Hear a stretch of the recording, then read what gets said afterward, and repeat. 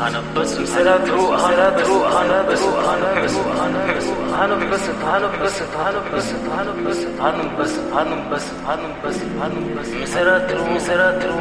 يعني شوية هنبسط نرجع تاني لازم نغير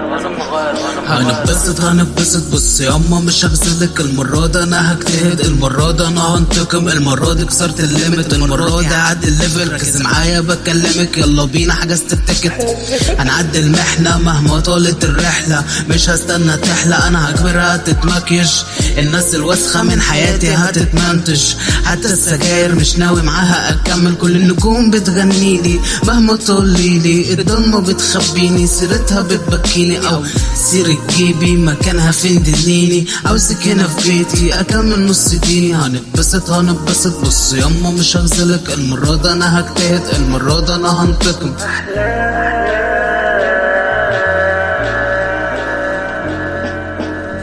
رحت في سكة اللي بيروحها ما بيرجعش رجعت منها تاني عشان امي ما ينفعش حفظت الباسورد اللي دايما كنت ناسيه ونسيت الميعاد اللي المفروض احنا هنتقابل فيه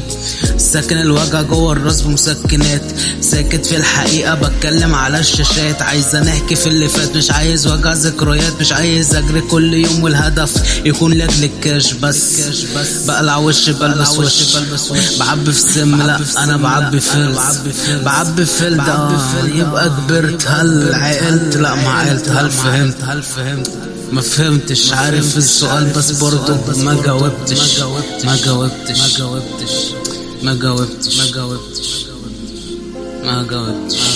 ما جاوبتش مش هحط اسمك في جملة مفيدة صدق اللي قال مفيش اخبار طبعا فريدة حبتها حب صادق ما كنتش ليها منافق بس هي ما اختارتش صح وحبت واحد ساذج هكرهها وهبقى عاقل سيبوني لوحدي اهدى ازاي تسيبيني وانت في عيني كنت احسن واحدة ببص في كل حتة ببص في الستوري ما كنتش اعرف ان الدور الجاي هيبقى دوري صدقت في حبي ليكي عمري ما كنت اذيكي ربنا مش بينسى والدنيا هتوريكي هبروز اسمي جوه لوحة فنية في اوضتك افتكرك وقت ما افتح الجاليري وابص في صورتك افتكر ذكرياتنا وافتكر كل كلامنا وافتكر كل دمعة نزلت لما القطر سابنا حبيبتي مش هنساكي انا عمري كله فداكي من كتر حبي ليكي مش فارق لو حتى فراقي فداكي حتى مهما عملتي مش هنساكي لو زعلانة مني في مرة اطلب لك وجبة من كنتاكي بس عارفة